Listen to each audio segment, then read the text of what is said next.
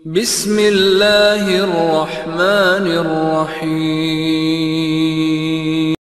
वनऊज़ु बिल्लाहि मिन शुरूरि अनफुसिना व सय्यिआति अअमालिना मन यहदिहिल्लाहु फला मुदिल्ल लहु व मन युद्लिल फला हादिय लहु व अशहदु अन ला इलाहा इल्लल्लाहु वहदहु ला शरीका लहु व अशहदु अन्न मुहम्मदन अब्दुहु व रसूलुहु। अम्मा बअदु फ़इन्न खैरल हदीसी किताबुल्लाह व खैरल हदी हदी मुहम्मदिन सल्लल्लाहु अलैहि वसल्लम व शर्रल उमूरि मुहदसातुहा व कुल्लु मुहदसतिन बिदअह व कुल्लु बिदअतिन ज़लालह व कुल्लु ज़लालतिन फ़िन्नार। अऊज़ु बिल्लाहि मिनश शैतानिर रजीम। बिस्मिल्लाहिर रहमानिर रहीम। कुल मा कुन्तु बिदअम मिनर रुसुल व क़ाल सुब्हानहु व तआला बदीउस समावाति वल अर्द व क़ाल सुब्हानहु व तआला व अलल्लाहि क़स्दुस सबील व मिन्हा जाइर वलौ शाअ लहदाकुम अजमईन व क़ाल सुब्हानहु व तआला वला तकूनु मिनल मुशरिकीन मिनल्लज़ीना फ़र्रक़ू दीनहुम व कानू शियअन कुल्लु हिज़्बिन बिमा लदैहिम फ़रीहून व क़ाल नबी सल्लल्लाहु अलैहि वसल्लम मन अहदस फ़ी अम्रिना हाज़ा मा लैस मिन्हु फ़हुव रद्दुन औ कमा जाअ अन्हु अलैहिस्सलातु वस्सलाम। मुहतरम मुकर्रम ज़िम्मेदारान मस्जिद अहले हदीस जामिअतुर रिशाद कुर्ला, इसी तरह से इस मस्जिद के फ़ाज़िल इमाम व ख़तीब, दीगर मुअज़्ज़ज़ मुकर्रम उलमा फ़ुज़ला, आप तमाम काबिल एहतराम बुज़ुर्गों, नौजवान साथियों, काबिल एहतराम माँ और बहनों, अज़ीज़ बच्चों, आज के इस इज्तिमा में, इस माहाना दर्स में जिसका आगाज़ मैं समझता हूँ एक अरसे के बाद फिर से ज़िम्मेदारों ने किया है, मैं इस पेशरफ्त पर सबसे पहले अल्लाह तबारक व तआला की हम्द करता हूँ, उसका शुक्रिया अदा करता हूँ कि अल्लाह तबारक व तआला ने हमें और आपको इसकी तौफ़ीक़ अता फ़रमाई। ज़िम्मेदारान ने इस सिलसिले में पेशरफ्त की और ये मस्जिद अहले हदीस जामिअतुर रिशाद हम सब जानते हैं, जमात अहले हदीस की बम्बई की पुरानी मस्जिदों में से है और इसका अज़ीमुश्शान किरदार मनहज अहले हदीस के नस्र व इरशाद के हवाले से रहा है। हम और आप इससे वाकिफ़ हैं। इस मस्जिद के जहाँ खुतबात से, ऐसे ही दीगर सरगर्मियों से, बैतुल माल वग़ैरह से शहर और उसके अतराफ़ के लोग फ़ायदा उठा रहे हैं। इसी तरह से अल्हम्दुलिल्लाह इस मस्जिद में इससे पहले बीच में इनक़िता हुआ है, मैं समझता हूँ कुछ 2-3 सालों का या उससे कमोबेश का। इससे पहले यहाँ पर माहाना दर्स वग़ैरह भी बाकायदा पाबंदी के साथ चलता था, जारी था। और इस इनक़िता के बाद फिर अल्हम्दुलिल्लाह ज़िम्मेदारान को इस बात का हौसला हुआ, अल्लाह ताला ने उन्हें तौफ़ीक़ अता फ़रमाई कि वो फिर से इस सिलसिले को बहाल करें। और ये एक रोशनी है जो हमारी तमाम मस्जिदों में जैसे भी मुमकिन हो सके नज़्म व ज़ब्त तरीक़ा, हफ्तावारी, 2 हफ्ते पर, माहाना या उससे कमोबेश जो भी तरतीब मुमकिन हो, एक मुनज़्ज़म तौर तरीक़े के मुताबिक दुरूस का, इज्तिमाआत का सिलसिला चलते रहना चाहिए। मेरे भाइयों, मेरे बुज़ुर्गों, इस मौके पर मैं जहाँ अल्लाह तबारक व तआला की हम्द करता हूँ, उसका शुक्र अदा करता हूँ, वहीं पर मस्जिद अहले हदीस जामिअतुर रिशाद के ज़िम्मेदारान का भी शुक्रिया अदा करता हूँ, उसके मुंतज़िमीन का, अराकीन का, अहदेदारान का, ज़िम्मेदारान का और यहाँ के काबिल एहतराम बुज़ुर्गों का और इसी तरह से तमाम लोगों का जो भी इस मिशन में किसी भी हैसियत से शरीक हैं। उन्होंने इसमें अपना माल ख़र्च किया है, अपनी दिलचस्पी दिखाई है, अपने शौक़ और हौसले का सबूत दिया है, या इसके अलावा अपने वक्त से और दीगर सलाहियतों से इस मिशन का हिस्सा बने हैं। अल्लाह तबारक व तआला सबों को इसका नेक सिला बदला दुनिया में आखिरत में अता फ़रमाए। अल्लाह अज़्ज़ा व जल उनके माल में, उनकी औलाद में और ज़िंदगी की तमाम तर मसलहतों में अल्लाह तबारक व तआला बरकत अता फ़रमाए। अल्लाह तबारक व तआला हर तरह की शर से, फ़साद से उनकी हिफाजत फ़रमाए और अल्लाह तबारक व तआला मज़ीद हौसले के साथ इस मिशन को, जो अहले हदीसियत का मिशन है, खालिस कुरान करीम का, सुन्नत का, हज़रात सहाबे किराम, ताबीन, तबे ताबीन का जो मिशन था सुन्नत का, उस मिशन का ये जो काम अल्हम्दुलिल्लाह चल रहा है, उसके बहुत सारे महाज हैं। इन महाजों में से एक महाज दावत का महाज है, जो हमारी मस्जिदों से खुतबाते जुमा के ज़रिए से और इसी तरीके से मुख्तलिफ शेड्यूल और टाइम टेबल के साथ इज्तिमात और दुरूस और प्रोग्रामों के ज़रिए से अल्हम्दुलिल्लाह चलता है। तो मस्जिदों का किरदार हम सिर्फ़ और सिर्फ 5 वक्ता नमाज़ों के क़याम तक महदूद न कर दें। 5 वक्ता नमाज़ें कायम हो पाबंदी के साथ, खुतबात जुमा का अच्छी तरह से मकसूद यानी बामकसद तौर पर उसका इंतज़ाम हो। इसी के साथ साथ हफ्तावारी, 2 हफ्ते पर माहाना वगैरह इज्तिमात का, दुरूस का भी सिलसिला चलते रहना चाहिए। मुख्तलिफ अनावीन पर अक़ीदे से लेकर, मनहज से लेकर, सुन्नत से लेकर, इबादात, मुआमलात, अखलाक, किरदार और मौजूदा जो फितने हैं, इन फितनों के सिलसिले में अपने भाइयों की रहनुमाई के लिए, अपनी बहनों की रहनुमाई के लिए और खुसूसियत के साथ जो उम्मत का सबसे बड़ा मजबूत सरमाया है, नौजवानों का, नौनिहालों का, अजीज़ बच्चों का, इनकी तरबियत के लिए और इन्हें जदीद फितनों से बचाने के लिए ये मिशन बहुत मजबूती के साथ चलते रहना चाहिए। हम कभी ये ना सोचें कि मस्जिद का किरदार ये है कि 5 वक्ता नमाज हो जाए, खुतबे जुमा हो जाए और या नमाजों के बाद 10-5 मिनट का दर्स हो जाए, इतना काफ़ी है। नहीं काफ़ी है मेरे भाइयों। आप अगर सारी सलाहियतें झोंक दें, सारी एनर्जी लगा दें दावती कामों के लिए, इज्तिमात के लिए, दुरूस के लिए मेरे भाइयों, और हर तरह के अनावीन पर आप कोशिशें सब मिल कर के भी सर्फ करें, तो इस मिशन के मुकाबिल जो बहुत बड़ा हैकल बिदात का, खुराफात का, फितनों का, अकीदे के, मनहज के इन्हिराफ का जो कायम है और दुश्मनान इस्लाम अंदर के दाखिल के या खारिज के अनासिर ने इस्लाम की इन जड़ों को खोखला करने के लिए जो मिशन कायम कर रखा है, उसके मुकाबले में आपका काम कम है, आपकी तादाद कम है, आपकी एनर्जी कम है, आपकी सलाहियत कम है, आपके अफराद कम हैं, और आपके पास अल्लाह तबारक व तआला हमारी और आपकी हिफाजत फरमाए वो हिम्मत और हौसला और वो एनर्जी जो होनी चाहिए, जो शौक़ और जज्बा होना चाहिए, वो भी कम है। अल्लाह तबारक व तआला हमें इसमें बढ़ोतरी करने की तौफीक अता फरमाए और अल्लाह तबारक व तआला हमें इस सिलसिले में फ़िक्रमंद होने की तौफीक अता फरमाए। तो अगर हम सारी एनर्जी लगा दें तब भी उस फितने के मुकाबिल में जो दुनिया में चल रहा है, मुल्क और वतन में चल रहा है, शहर बस्ती गली कूचों में चल रहा है, उस फितने के मुकाबले में हमारी ये ताकत कमज़ोर है मेरे भाई।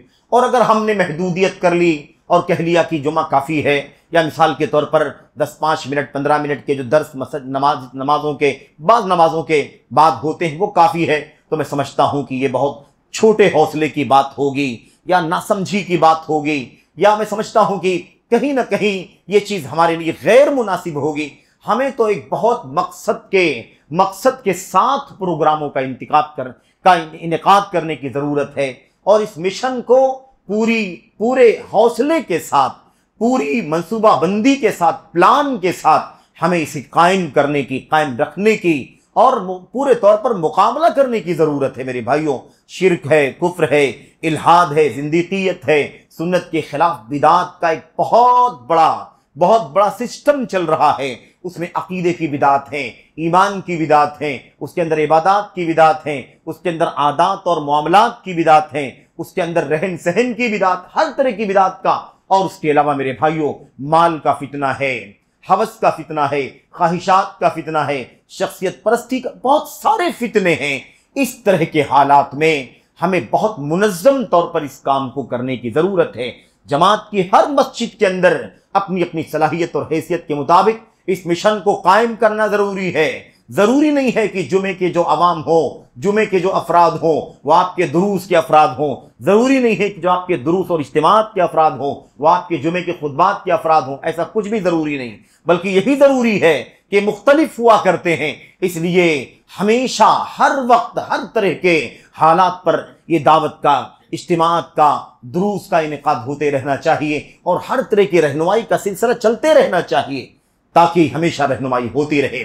मेरे भाइयों, मेरे बुजुर्गों, तो मैं अल्लाह तबारक व तआला की हम्द के साथ, उसके शुक्रिया के साथ साथ उसके बाद अपने इस मस्जिद के मुंतज़िमीन का शुक्रगुजार हूँ, जिन्होंने इस मिशन को फिर नए सिरे से एक नए अज़्म और हौसले के साथ जारी किया है। और अल्लाह तबारक व तआला से दुआ करता हूँ कि अल्लाह ताला उनकी कोशिशों को कबूल फरमाए और उन्हें मज़ीद हौसला और हिम्मत अता फरमाए। ये आगाज़ हो रहा है। मैं समझता हूँ अभी इस दर्स से और ये सिलसिला आगे माहाना चलता रहेगा। अल्लाह तबारक व तआला से दुआ करते हैं कि अल्लाह अज़्ज़ व जल हमें थोड़ा सही लेकिन तसलसल के साथ कायम रहने की और कायम रखने की तौफीक अता फरमाए। ऐसा ना हो कि हम एक जोश में आए तो एक लंबा चौड़ा काम कर डालें और उसके बाद फिर हम गफलत की नींद सो जाएं, या फिर हम कह लीजिए कि हम भूल जाएं, फरामोश कर दें मिशन को, और ऐसा कुछ हो जाए कि हमने अपने आप को महदूद कर लिया हो कि काफ़ी है जो कुछ चल रहा है। ऐसा ना हो, बल्कि कम सही, माहाना सही, कोई बात नहीं है, लेकिन तसलसल के साथ चलता रहे, बामकसद अंदाज में इसका नज़्म व ज़ब्त कायम रहे। अल्लाह तबारक व तआला हमें इन पहलुओं पर गौर करने की और इस पर अमल दरामद करने की तौफीक अता फरमाए, और अल्लाह तबारक व तआला हर एक की मेहनत को, कोशिश को शर्फ़ कबूलियत अता फरमाए। जिन लोगों ने माल खर्च किया है, जाहिर है कि ये सारे काम, इसके पीछे माल की भी ज़रूरत होती है, और माल शुरू से आगाज़ इस्लाम से इस्लाम की मिशन को मजबूत करने का एक बहुत बड़ा महाज रहा है। अल्हम्दुलिल्लाह, मुहाजिरीन की एक लंबी तादाद है जिन्होंने अपने माल के जरिए से इस्लाम को कुव्वत पहुंचाई। अंसार, सहाबा, सहाबियात की एक लंबी तादाद है जिन लोगों ने अपने माल के जरिए से इस्लाम के मिशन को, तौहीद और सुन्नत के मिशन को मजबूत किया। तो ये हर दौर में, हर जमाने में जाहिर सी बात है कि ये तो मादी दौर है, कोई काम बगैर पैसे के, माल के खर्च किए बगैर नहीं हो सकता। तो यकीनन जो लोग इसमें अपने माल के जरिए से शरीक हैं, अल्लाह तबारक व तआला उनकी कोशिश को कबूल फरमाए और उन्हें इसका नेक सिला बदला अता फरमाए। ये चंद तमहीदी बातें थीं जो मैंने यूं ही कह दी, मैंने कुछ सोचा तो नहीं था, लेकिन इस माहौल में जो माहौल सामने नजर आया, इस माहौल में अपने आप को नसीहत करने के लिए और आप भाइयों को इस हौसले में शरीक करने के लिए और आपको इन दुआओं में शरीक करने के लिए ये बातें अर्ज कर दी है। दुआ है कि अल्लाह तबारक व तआला कहने वाले को सबसे पहले अपनी कोशिश सर्फ करने की तौफीक अता फरमाए और आप तमाम लोगों को अपनी अपनी सलाहियतें इस मिशन पर लगाने की तौफीक अता फरमाए। आमीन रब्बल आलमीन। आज के लिए जिस मौजू का, जिस उन्वान का इंतिखाब किया गया है वो आपने सुना, बिदआत का पोस्टमार्टम। अब ये चूंकि इस तरह के अनावीन जो अल्फाज नए नए इस्तेमाल कर लिए जाते हैं, इसका मकसद कोई जिद्दत पसंदी नहीं है, बल्कि इसका मकसद है आम फहम हो जाए, उन्वान आम फहम हो जाए। पोस्टमार्टम का लफ्ज अंग्रेजी लफ्ज है ऐसे तो, लेकिन चूंकि आमतौर पर इस्तेमाल है और हर खास, आम, बड़ा, छोटा, बच्चा, जवान, हर आदमी इस लफ्ज को इस्तेमाल करता है। और करीब में कुछ किताबें लिखी गई हैं, उन किताबों के नाम भी मुसन्निफीन ने इसी तरह के नामों से रखा है। इसलिए ये कोई तजद्दुद नहीं है, काबिल एतराज़ नहीं है, बल्कि ये आम फहम हो जाए, उन्वान हर एक को समझ में आ जाए कि उन्वान में बताना मकसूद क्या है, इसलिए इस तरह के अनावीन रखे जाते हैं। और इसमें कोई ऐब की बात नहीं, बल्कि अच्छी बात है। हालात और ज़रूफ के तकाज़ों को मलहूज़ रखते हुए इस तरह के अनावीन का इंतखाब होना चाहिए। माना है बिदात की हकीकत को बेनकाब करना, बिदात की मजम्मत करना, बिदात की ऐब जुई करना और बिदात के अयूब को किताब और सुन्नत के दलाइल से खोल करके पेश करना। वैसे बिदात का पोस्टमार्टम है तो बिदतें तो बहुत सारी हैं, अनगिनत हैं। तो मैं समझता हूं कि बहुत ज़्यादा कोई तफसील से बिदात को गिनवाना तो मुमकिन शायद नहीं होगा, लेकिन बिदात की जड़ों को खोखला किया है अल्लाह तबारक व तआला के कलाम की आयात ने, और बिदात की जड़ों को खोखला किया है नबी करीम सल्लल्लाहु अलैहि वसल्लम की सुन्नत ने, आपकी हदीसों ने, उम्मत के पहले तबके हजरात सहाबे किराम ने, ताबईन ने, तबे ताबईन ने और उनके नक्श कदम पर चलने वाले उम्मत के अजिल्ला मुखलिस उलमा ने। इसलिए इस हवाले से कुछ उसूली बातें मैं आपके सामने रखना चाहता हूं और दुआ करता हूं कि अल्लाह तबारक व तआला हमें बिदात की हकीकत को समझने की तौफीक अता फरमाए। और एक बात मैं और भी अर्ज कर दूं शुरू ही में कि देखिए, हो सकता है किसी बड़े छोटे के जहन में ये बात आती हो कि भाई हम तो अहलुल हदीस हैं, तो हदीस वालों को कहाँ बिदात बताने की जरूरत है, इनका ये तो हदीस वाले हैं, तो फिर बिदात से तो ऐसे ही दूर हैं, तो फिर बिदात बताने की या बिदात का पोस्टमार्टम करने की क्या जरूरत है। कि ऐसा तो है नहीं कि बिदात में डूबे हुए हैं, बिदात में मुब्तला हैं, मुलव्वस हैं, ऐसा तो कुछ है नहीं। तो फिर क्या जरूरत है इस तरह के अनावीन की बात करने की। और कोई आम प्लेटफार्म भी तो नहीं है कि जहां हर तरह के लोग रहते हों, ये तो मस्जिद है और अपनी मस्जिद के अंदर आम तौर पर इसी मनहज और फिक्र के लोग रहते हैं। तो इस उन्वान का क्या फायदा है। तो मैं थोड़ी सी वजाहत करना चाहता हूं और इसका मकसद भी यही है कि आप इस बात को समझे कि इस तरह के अनावीन की जरूरत है। अपनी मस्जिदों में जरूरत है। अपने बड़ों के, जवानों के बीच में इस तरह के मौज़ूआत पर गुफ्तगू करने की जरूरत। उसके पीछे असबाब हैं, बहुत सारे असबाब हैं।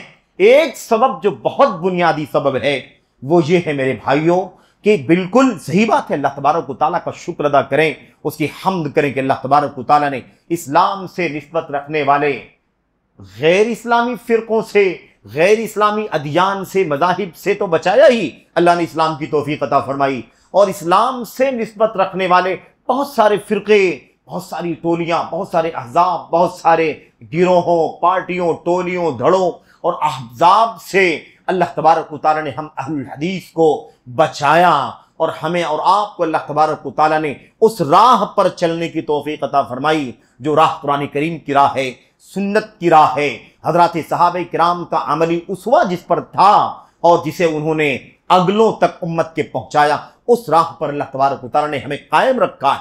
इस पर तो अल्लाह तबारक व तआला को शुक्रिया अदा करें। लेकिन मैं इस हवाले से बात यह अर्ज करना चाहता हूं कि यही अहलुल हदीस, हमारे कुछ बड़े और कुछ जवान, बल्कि इसमें आप परसेंटेज बढ़ा भी सकते हैं आजकल के दौर में, मेरे भाइयों, अहलुल हदीस होने के बावजूद भी बहुत सारी बिदअतों में गैर शऊरी तौर पर मुब्तला हैं। इसकी वजह यह है कि बिदअत की हकीकत को बेनकाब नहीं किया जाता। हम हदीस जाने ठीक है, लेकिन हदीस की जिद को जानना भी जरूरी है। सुन्नत जाने ठीक है, लेकिन सुन्नत की जिद, उसके बरअक्स को, उसके अपोजिट को भी जानना जरूरी है। उमर बिन खत्ताब रज़ी अल्लाह तआला अन्हु का वो तारीखी जुमला आपको याद होगा। उमर बिन खत्ताब रज़ी अल्लाह तआला अन्हु ने कहा था, आपने फरमाया था, और बहुत तारीखी जुमला है, इतना अजीम शान जुमला है कि इस्लाम की हकीकत को बेनकाब करने वाला और इस्लाम की सच्चाई को खोल देने वाला जुमला है। मेरे भाइयों, क्या कहा था? उन्होंने फरमाया था, इन्नहु युनक़दुल इस्लामु उर्वतन उर्वतन इज़ा नशअ फिल इस्लामी मन ला यअरिफुल जाहिलिया या मन लम यअरिफिल जाहिलिया। उन्होंने कहा था कि अगर इस्लाम के अंदर कुछ ऐसे लोग पैदा हो जाएं जिन्हें इस्लाम का तो पता हो, लेकिन उन्हें इस्लाम के अपोजिट का पता ना हो, जाहिलियत का पता ना हो, जाहिलियत के अकीदों का पता ना हो, बातिल जाहिलियत के आमाल का पता ना हो, उनको जाहिलियत की जलालतों का पता ना हो, जाहिलियत की बदआमालियों का, बदकिरदारियों का पता ना हो, यानी जाहिलियत में जो कुछ होता था, अगर जाहिलियत का इल्म ना हो, बल्कि वो सिर्फ इस्लाम को जाने, इस्लाम में पैदा हो, इस्लाम जाने, लेकिन ये ना जाने कि इस्लाम आया था जब दुनिया में तो इस्लाम क्या मिटाने के लिए आया था, इस्लाम किन किन गुमराहियों के अपोजिशन में आया था, इस्लाम किस किस इन्हिराफ को, दलालत को, गुमराही को खत्म करने के लिए आया था। अगर कुछ लोग इस्लाम में ऐसे जन्म ले, पैदा हो और परवरिश पाए जो जाहिलियत ना जानते हो, तो इस्लाम की कड़ियां एक एक करके टूट जाएंगी। इस्लाम की कड़ियां एक एक करके टूट जाएंगी अगर इस्लाम में ऐसे लोग पैदा हो, परवरिश पाए जो जाहिलियत ना जानते हो। तो जाहिलियत का जानना जरूरी है, इसलिए नहीं कि जाहिलियत पर अमल करना है, इसलिए कि जाहिलियत से अपने आप को बचाना है। मेरे भाइयों, हजरते हुज़ैफा रज़ी अल्लाह तआला अन्हु की बात अक्सर हम और आप पढ़ते रहते हैं। उन्होंने फरमाया था, काना असहाबु रसूलिल्लाह सल्लल्लाहु अलैहि वसल्लम यसअलूनहु अनिल खैर व कुन्तु असअलुहु अनिश शर मखाफत अन अक़अ फी या मखाफत अन युदरिकनी। सही मुस्लिम वगैरह की रिवायत है, बुखारी वगैरह में भी है। मेरे भाइयों, तो कहते थे नबी करीम सल्लल्लाहु अलैहि वसल्लम के सहाबे किराम अल्लाह के नबी अलैहिस्सलाम से खैर के बारे में, नेकी के बारे में, भलाई और सवाब के कामों के बारे में पूछते थे। अल्लाह के नबी, नेकी बतलाइए, अजर का काम बताइए, सवाब का काम बतलाइए, ये काम करूं, कौन सा काम करूं तो ये इतनी सारी नेकी मिलेगी। ज्यादा से ज्यादा खैर और नेकी के बारे में पूछा करते थे। लेकिन मैं अल्लाह के नबी सल्लल्लाहु अलैहि वसल्लम से शर्र के बारे में पूछता था, बुराई के बारे में, इन्हिराफ, गुमराही, दलालत के बारे में पूछता था। शर के अंदर आम है, तमाम तरह के शुरूर शामिल। मैं अल्लाह के नबी से शर और बुराई के बारे में पूछता था। क्यों पूछता था? मखाफत अन युदरिकनी, इस डर के मारे कि वो शर कहीं मुझे पकड़ न ले, इस डर से कि कहीं वो शर मुझे अपनी लपेट में ना ले ले, कहीं उस शर में मैं गिर ना जाऊं। पड़ ना जाऊं, उसकी खाई में, उसके गड्ढे में मैं पड़ ना जाऊं, गिर ना जाऊं। इसलिए मैं अल्लाह के नबी सल्लल्लाहु अलैहि वसल्लम से शर के बारे में पूछा करता था। मेरे भाइयों, क्या मकसद, क्या पैगाम मिला, क्या सबक मिला? सबक ये मिला कि जैसे खैर जानना है अमल करने के लिए, ऐसी शर जानना है उससे अपने आप को बचाने के लिए। इसीलिए कुरान करीम के अंदर अल्लाह तबारक व तआला ने तौहीद बयान की, तो तौहीद के खिलाफ जितनी चीजें हैं, शिर्क है, कुफ्र है, निफाक है, इल्हाद है, बेदीनी है, जिंदगियत है, हर तरह की खिलाफ चीजें अल्लाह तबारक व तआला ने कुरान करीम में बयान फरमाई।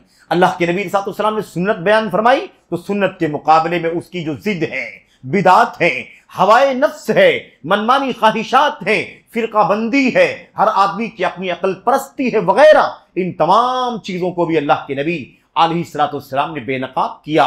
ये इस बात का पैगाम देते हैं, अल्लाह का कलाम और अल्लाह के नबी का फरमान हमें ये पैगाम देते हैं कि अगर हमें खैर की दावत देनी है तो शर से आगाह करने के लिए शर भी उम्मत को बतलाना जरूरी है। इसलिए कि तौहीद तौहीद तौहीद, अगर तौहीद काफी होती, शिर्क को बयान करने और उसे उसकी कलई खोलने की जरूरत न होती, उसका पोस्टमार्टम करने की जरूरत न होती, तो अल्लाह का कलाम शिर्क और मुशरिकीन की मजम्मत से न भरा होता। और अगर सिर्फ सुन्नत बता देना, हदीस बता देना काफी होता, इसको बयान करने के लिए, इसको सही मानों में समझाने के लिए, अगर इसकी अपोजिट में, इसकी जिद शिर्क की तरफ से अगर बिदात, नफसानी ख्वाहिशात, अकल परस्ती, फिरकावारियत और ऐसे शुबहात और ऐसे ही कौम और कबीलों की अपनी रीत रिवायत, बाप दादों के तौर तरीके, अगर इन तमाम चीजों की तरदीद करने की जरूरत ना होती, तो अल्लाह तबारक व तआला अपने कलाम में, अल्लाह के नबी अपनी सुन्नत में इन तमाम चीजों की मजम्मत न करते। मेरे भाई, इससे यह सबक मिलता है और इससे उस एतराज का जवाब भी मिलता है। एतराज अपनों की तरफ से भी आता है, परायों की तरफ से तो आता ही है, अपनों की तरफ से भी आता है। क्या जरूरत है छेड़ने की, क्या जरूरत है बिदात की बात करने की? भाई सुन्नत वाले हो सुन्नत की बात करो, हदीस वाले हो हदीस की बात करो, क्या जरूरत है बिदात की बात करने की? आप तौहीद वाले हैं, तौहीद की बात करें, लोगों को तौहीद फैलाएं। तौहीद के मुकाबिल में आपको शिर्क की बात करने की क्या जरूरत? आप शिर्क छेड़ेंगे, मसाइल खड़े होंगे, इख्तिलाफ होगा, इंतशार होगा। मत शिर्क की बात करें। तौहीद परस्त हैं, तौहीद की बात करें, लोगों को तौहीद का पैगाम मिल जाए, तौहीद का सबक मिल जाए, काफी है। आप हदीस और सुन्नत की बात करें, हदीस और सुन्नत का पैगाम मिल जाए, काफी है। आपको बिदात बयान करने की और उसको बेनकाब करने की क्या जरूरत है? बिदात की बात करेंगे, इख्तिलाफ पैदा होगा, झगड़े होंगे, मसाइल खड़े होंगे। इस तरह की बातें बहुत सारे लोग करते हैं, कुछ अपने भी करते हैं जो कम इल्म है, ना समझ है, या हालात और ज़रूफ की गहरी मालूमात नहीं रखते। अल्लाह के कलाम की आयत और नबी करीम सल्लल्लाहु अलैहि वसल्लम के नुसूस का उन्हें इल्म नहीं है, वो इस तरह की बातें जरूर करते हैं। वो जाहिरी हालात से मुतासिर होकर तजजिया करते हैं, जाहिरी हालात के एतबार से इस तरह की राय, इस तरह का मशवरा देना अपने लिए मुनासिब समझते हैं। लेकिन नहीं मेरे भाइयों, बात समझने की है। बात समझने की यह है कि अगर हम सिर्फ तौहीद की बात करें तो तौहीद ही को हम उस वक्त तक नहीं समझा सकते, नहीं समझ सकते जब तक कि उसके अपोजिट शिर्क को न समझे और न समझा सकते। और जब तक हम सुन्नत के मुकाबिल, हदीस के मुकाबिल बिदात और ख्वाहिशात नफसानी और दीगर चीजों को बेनकाब न करें, तब तक हम सही मानों में सुन्नत को और हदीस को भी नहीं समझ सकते। यही वजह है कि तौहीद के नाम लेवा गैर शऊरी तौर पर शिरकिया काम में मुब्तला होते जा रहे हैं। यही वजह है कि सुन्नत और हदीस की बात करने वाले भी गैर शऊरी तौर पर बिदात की राहों पर चलते नजर आ रहे हैं। ताज्जुब हो रहा होगा कैसी बात कर रहा हूं मैं, लेकिन नहीं, मैं भी बात करूंगा आपके सामने। मेरे भाइयों, जैसा कि हमने शुरू में कहा कि शायद हम बिदात को गिना तो नहीं सकेंगे कि ये बिदात है, ये बिदात है, ये बिदात है, ये बिदात है, और इन सब के पोस्टमार्टम, लेकिन उसूली तौर पर बिदात की हकीकत को बेनकाब करने के हवाले से मैं कुछ बातें अल्लाह के कलाम की आयत और नबी करीम सल्लल्लाहु अलैहि वसल्लम की सुन्नतों के हवाले से और सलफ़ उम्मत के कुछ अक़वाल और फरमुदात के का तज़किरा करते हुए मैं आपके सामने पेश करूंगा। और अल्लाह से दुआ करूंगा कि अल्लाह तबारक व तआला हम सबों को बड़ों को, छोटों को, जवानों को, अजीजों को, भाइयों को, बहनों को, सबों को अल्लाह तबारक व तआला अगर किताब और सुन्नत के इन उसूलों को समझने की तौफीक दे दे तो जिंदगी में हमेशा हर तरह की बिदात से अपने आप को बचाने में वो कामयाब हो सकते हैं। उसूलों को सीखने से हमेशा आसानी होती है। एक मसला समझा देना, उसूल न समझाना, उस मसले का हल तो बतला देता है, लेकिन अगला मसला पैदा होगा तो आदमी फिर उलझन में पड़ जाएगा। लेकिन उसूलों को जानने का फायदा यह होगा कि जहां जहां भी कोई मसला पैदा होगा उन उसूलों से हम मसाइल को हल कर लेंगे, गुमराही से अपने आप को बचा लेंगे। मेरे भाइयों, बिदात का पोस्टमार्टम, बिदात ये बिदात की जमा है, बिदात ये बिदात की जमा है। बिदात का माना क्या होता है? बिदात का माना होता है कोई ऐसी चीज, कोई ऐसा काम जो पहले ना रहा हो, अभी नया नया आया हो। बिदात के माने क्या होते हैं? नया काम जिसकी कोई मिसाल ना हो, जिसका कोई सैंपल पहले ना रहा हो, जिसका कोई एग्जाम्पल पहले ना रहा हो, जिसका कोई नमूना पहले ना रहा हो, अभी नया नया निकाल करके लाया गया हो, उसको क्या कहते हैं? उसको बिदात कहते हैं। नबी करीम सल्लल्लाहु अलैहि वसल्लम को अल्लाह तबारक व तआला ने हुक्म दिया कि जो लोग आपके नबी बनाए जाने पर इतराज करते हैं, या आपके नबी होने पर शक करते हैं, या आपके नबी होने की हकीकत का, सच्चे नबी होने का, नबी बरहक होने का इनकार करते हैं, झुटलाते हैं, ऐसे लोगों को आप कह दीजिए, जवाब में कहिए, कुल, आप कहिए, मा कुन्तु बिदअम मिनर रुसुल, मैं कोई ऐसा रसूल नहीं हूं जो पहली बार आ गया हूं अचानक आपके लोगों के सामने। इससे पहले कोई नबी नहीं आया, कोई रसूल नहीं आया, पहली बार मैं आ गया तुम्हारे सामने और अपने आप के नबी और रसूल होने का दावा करने लगा। ऐसा कोई मसला तो नहीं है भाई, मैं तो आखिरी नबी हूं, आखिरी रसूल हूं। मुझसे पहले तो मूसा आए, ईसा आए बिल्कुल करीब में, और उसके पहले हजरते नूह अलैहिस्सलाम से लेकर मुझसे पहले पहले न जाने कितने अंबिया और रसूल अलैहिस्सलाम तशरीफ लाए। तो फिर ताज्जुब की क्या बात है? मैं कोई बिदअन, यानी कोई ऐसा रसूल तो नहीं हूं कि मैं बिल्कुल नया नया आ गया, बगैर किसी मिसाल के आ गया, बगैर किसी नमूने के आ गया, बगैर किसी सिंपल के आ गया। ऐसी बात तो नहीं है। मुझसे पहले बहुत सारे रसूल आए हैं और ये बात कोई नई बात नहीं है। अल्लाह ताला अपने रसूल को भेजता है, अपने पैगंबर को भेजता है, अपनी वही दे करके भेजता है, अपना कलाम दे करके भेजता है, और वो नबी वो रसूल अल्लाह तबारक व तआला की तरफ से आता है और अल्लाह के बंदों को वो अल्लाह का पैगाम पहुंचाता है और उनकी रहनुमाई करता है। ऐसे बहुत सारे रसूल आए हैं और मैं भी उसी सिलसिले की आखिरी कड़ी के तौर पर तुम्हारे बीच में आया हूं। तो बिदअन का माना क्या हुआ? बिदअन का लफ्ज कुरान में आया हुआ है। इसका माना क्या हुआ? यानी कोई बगैर मिसाल के, बगैर सिंपल के, बगैर नमूने के पहली बार कोई चीज नई नई आ जाए। ऐसा तो मैं नहीं हूं, मुझसे पहले बहुत सारे नबी आ चुके हैं। ऐसे अल्लाह तबारक व तआला ने अपने बारे में फरमाया, बदीउस समावाति वल अर्द। बदीअ ये भी बिदात के लफ्ज से बना हुआ है। बदीअ का माना क्या होता है? बदीउस समावात, आसमानों को, वल अर्द और जमीन को, आसमानों को और जमीनों को बदीअ यानी पहली बार बगैर किसी सैंपल के, बगैर किसी नमूने के पैदा करने वाला है अल्लाह तबारक व तआला। अल्लाह ने आसमान बनाया, कोई सिंपल था पहले जिसको देख के बनाया हो? जाहिर सी बात है, पहली बार बगैर किसी मिसाल के अल्लाह तबारक व तआला ने आसमान बना दिया।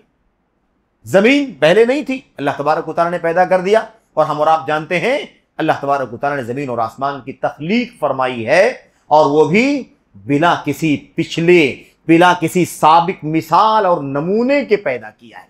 तो बदीअ का माना भी उसी लफ्ज से ये लफ्ज बना हुआ है, और इसका माना होता है बगैर किसी मिसाल के, बगैर किसी सैंपल के अल्लाह तबारक व तआला आसमानों को, जमीनों को पैदा करने वाला है। तो बिदअत का लफ्ज यहीं से निकला है, और इसका माना क्या होता है? बगैर किसी मिसाल के, बगैर किसी सैंपल के कोई नई चीज आ जाए। कोई असल नहीं है, कोई बुनियाद नहीं है कि जो पहले रही हो, बगैर बुनियाद के एक नई चीज ले आई गई, ऐसी चीज को बिदअत कहते हैं। अब ये तो अरबी जबान के एतबार से ये माना हुआ। अगर हम अल्लाह के कलाम की आयात, अल्लाह के नबी की हदीसों की रोशनी में अगर इसका इस्तिलाही माना, यानी बिदअत जो दीन के अंदर इस्तेमाल हो गया, कुरान के अंदर नहीं, हदीस के अंदर नहीं, बल्कि पूरे नुसूस शरीयत के अंदर बिदात के बारे में उम्मत को, अल्लाह के बंदों को आगाह किया गया है। उम्मत के असलाफ सहाबे किराम, ताबीन, तबे ताबीन और उनके नक्शे कदम पर चलने वाले खैरुल कुरून के सबों ने अपनी किताबों के अंदर बिदात के बारे में गुफ्तगू की है।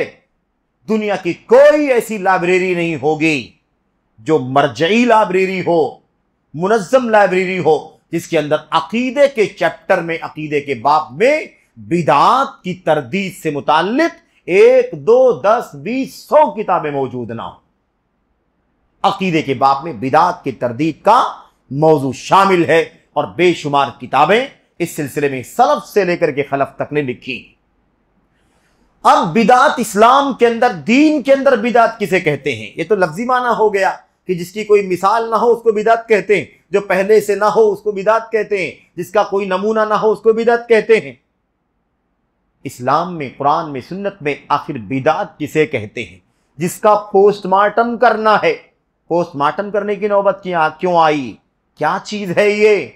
इस सिलसिले में उम्मत के उलमा की, मुहक्किकीन की बहुत सारी डिफिनीशन है, बहुत सारी तारीफ हैं। मैं 1, 2 चीजें, 3 चीजें सरसरी तौर पर आपके सामने बयान करके बात आगे बढ़ाता हूं मजम्मत के हवाले से। और वो बात याद रखना, अभी बात होगी इंशाअल्लाह तबारक व तआला। मैं अर्ज कर रहा था कि अहलुल हदीस, अहलुस सुन्नत कहने वाले भी बहुत सारे शऊरी और ज्यादातर गैर शऊरी तौर पर बिदात के अंदर मुब्तला होते जा रहे हैं। इसकी वजह बहुत सारी। एक वजह उसकी यह भी है कि हम बिदात को और उसकी हकीकत को, उसकी शक्लों को, उसके नए नए फितनों को अवाम के सामने, बड़ों छोटों के सामने खोलकर बयान नहीं कर पाते। इसलिए ये बिदातें शऊरी या गैर शऊरी तौर पर नई नस्ल में बहुत तेजी के साथ दाखिल हो रही है और उन्हें पता भी नहीं चलता कि हम बिदात के रास्ते पर चल रहे हैं। जब आपके सामने मिसालें आएंगी ना तो आपको समझ में आएगा। मेरे भाई, क्या कहा अल्लामा इब्न तैमिया रहमतुल्लाह अलैह से शुरू कर लेते हैं। शेखुल इस्लाम इब्न तैमिया रहमतुल्लाह अलैह फरमाते हैं बिदात किसे कहते हैं? मा लम यशरहुल्लाहु वला रसूलुहु सल्लल्लाहु अलैहि वसल्लम।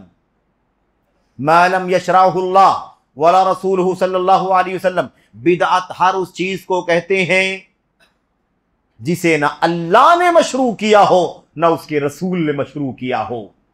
जिसे ना अल्लाह ने मशरू किया है ना रसूल ने मशरू किया, ना यानी उस चीज को बिदात कहते हैं जिसे ना अल्लाह ने शरीयत में ही जगह दिया हो ना जिसे अल्लाह के नबी ने शरीयत में जगह दिया हो।